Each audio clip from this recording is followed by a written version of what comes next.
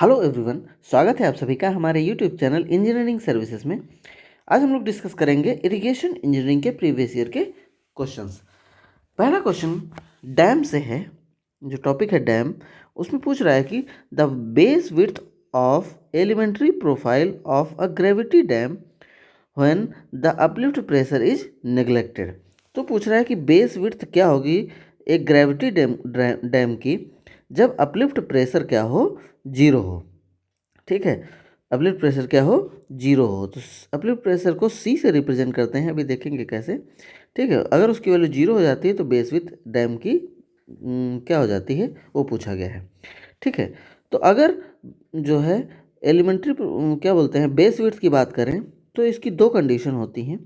पहली क्या होती है कि यह ग्रेटर देन और इक्वल टू होती है H upon mu G minus सी। ठीक है, ये किस केस में होती है, ये होती है स्टेबिलिटी अगेंस्ट स्लाइडिंग। अगर स्लाइडिंग का केस होता है उसके लिए बेस विड्थ जो है वो इतनी एटलीस्ट होनी ही चाहिए, तो ज़्यादा होनी चाहिए या उसके इक्वल होनी चाहिए। दूसरा केस क्या होता है, बी की वैल्यू हो ग्रेटर देन हो या इक्वल टू हो एच अपॉन अंडर रूट जी माइनस सी। ये कब का केस होता है, स्टेबिलिटी अगेंस्ट टेंसाइल। जब टेंसाइल का केस हो तो यहाँ पर बेस विड्थ जो हो ग्रेविटी डैम की वो इससे जो है कम नहीं होनी चाहिए। तो कह रहा है कि अगर अपलिफ्ट प्रेशर क्या हो जाए, जीरो हो जाए, नेग्लेक्ट हो जाए, तो यानी सी की वैल्यू क्या हो जाएगी, जीरो हो जाएगी। तो अगर यहाँ पर सी की वैल्यू जीरो रख देंगे तो बी की वैल्यू क्या आ जाएगी, पहले केस में एच अपॉन म्यू जी। ठीक है, दूसरा क्या हो जाएगा केस, बी की value H upon under root G. तो ऐसा कौन से ऑप्शन में है, ऐसा है अपने ऑप्शन नंबर सी में है। तो एच अपॉन अंडर रूट जी ये हो गया और एच अपॉन म्यू जी ये वाला अपना केस हो जाएगा। तो आंसर अपना यहाँ से सी हो जाएगा। इसके अलावा जो है क्वेश्चन में पूछ सकते हैं कि एलिमेंट्री प्रोफाइल जो है वो डैम की क्या होती है। एलिमेंट्री प्रोफाइल जो होती है वो डैम की क्या होती है, ट्रायंगुलर होती है। ऐसा क्वेश्चन भी पूछा गया है, तो एक्सपेक्ट कर सकते हैं फिर से पूछा जाएगा, क्योंकि रिपीटेड क्वेश्चन इरिगेशन इंजीनियरिंग के पूछे जाते हैं। पढ़ते हैं नेक्स्ट क्वेश्चन की तरफ। नेक्स्ट क्वेश्चन कह रहा है कि which of following canal outlet maintains constant discharge. तो कैनाल आउटलेट से क्वेश्चन है, इसमें पूछ रहा है कि कौन से कैनाल आउटलेट जो हैं वो कांस्टेंट डिस्चार्ज को मेंटेन करते हैं। तो यह क्वेश्चन जो है बेसिकली बेस्ड है सेंसिटिविटी पर, कैनाल आउटलेट की किस पर, सेंसिटिविटी पर। तो अगर रिजिड मॉड्यूल होते हैं उनकी सेंसिटिविटी की वैल्यू क्या होती है, जीरो होती है। और अगर हम सेंसिटिविटी को डिफाइन करें तो सेंसिटिविटी होता क्या है, तो ये रेशियो होता है, क्या किस चीज़ का रेशियो होता है, चेंज इन डिस्चार्ज। ठीक है, change in discharge with respect to time divide by change in water level of distributary. ठीक है, वाटर लेवल ऑफ डिस्ट्रीब्यूटरी क्या होगा, रिजिड मॉड्यूल का क्या होगा, जीरो होगा। तो ये होती है सेंसिटिविटी। ठीक है, और अगर अपना मॉड्यूल क्या है, रिजिड है, तो उसकी वैल्यू क्या हो जाएगी, जीरो हो जाएगी। यहाँ से D Q upon D T की वैल्यू क्या हो जाएगी, जीरो हो जाएगी। हेंस अगर देखेंगे तो क्यू यहाँ पर क्या है, कांस्टेंट हो रहा है। ठीक है, तो अगर डिस्चार्ज क्या हो, क्या क्वेश्चन क्या पूछ रहा है कि canal outlet maintain a constant discharge.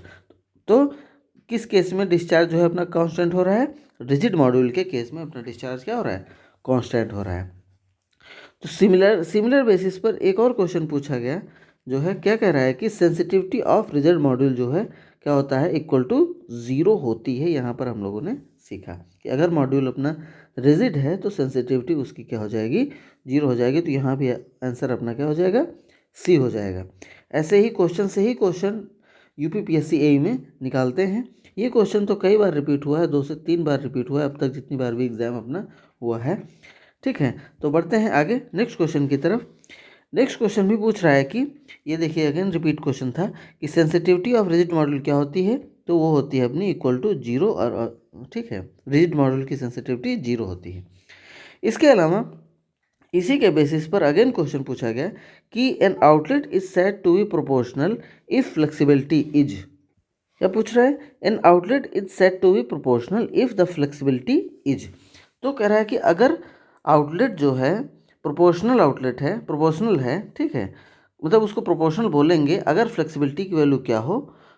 तो हमारा आंसर होता है कि अगर फ्लेक्सिबिलिटी की जो वैल्यू होती है 1 होती है, ठीक है, अगर फ्लेक्सिबिलिटी की वैल्यू क्या हो 1 हो तो जो है आउटलेट अपना क्या होगा, प्रोपोर्शनल होगा। तो अगर फ्लेक्सिबिलिटी की डेफिनेशन को देखेंगे तो क्या होता है, change in discharge, change in outlet discharge divide by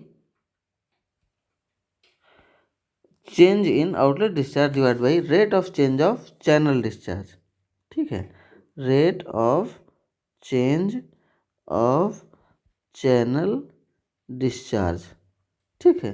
तो अगर इसकी वैल्यू क्या होती है 1 होती है, ठीक है, सेट, तो आउटलेट अपना क्या कहलाएगा, प्रोपोर्शनल आउटलेट कहलाएगा।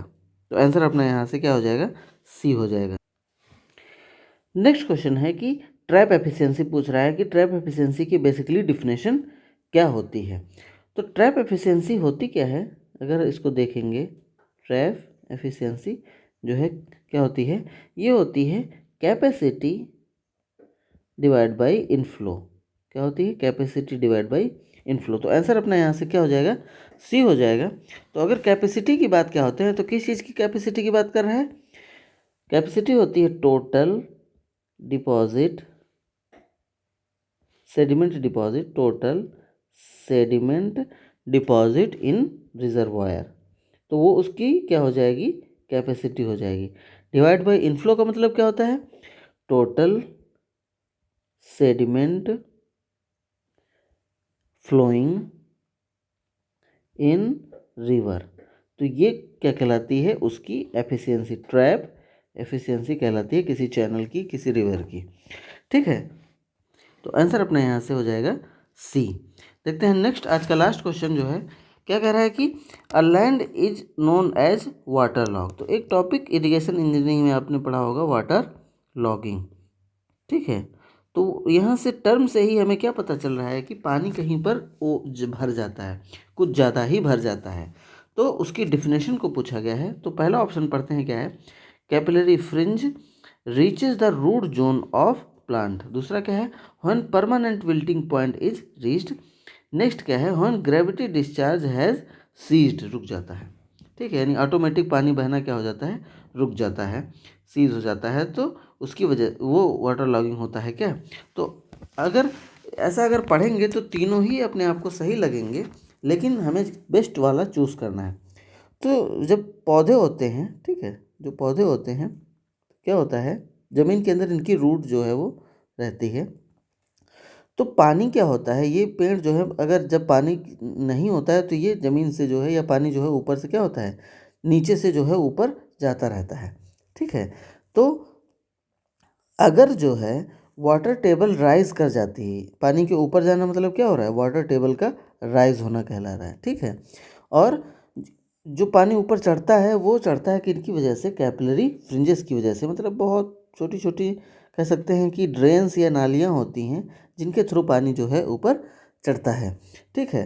तो जब ये पानी ऊपर चढ़ता है तो रूट जोन क्या हो जाता है, अगर एक्सेसिव हो जाता है पानी का चढ़ना तो ये रूट जोन क्या हो जाता है, फ्लडेड हो जाता है, ठीक है, बहुत ज़्यादा पानी हो जाता है।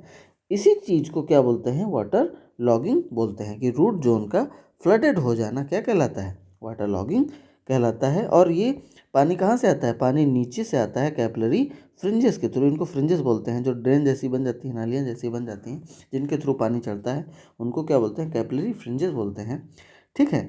तो आंसर अपना यहाँ से क्या हो जाएगा, ए हो जाएगा। आज ये 7 क्वेश्चन हम लोगों ने डिस्कस किए। अगर आपने हमारे चैनल को सब्सक्राइब नहीं किया तो प्लीज़ ज़रूर सब्सक्राइब करें। Thank you and that's all for the day, keep learning.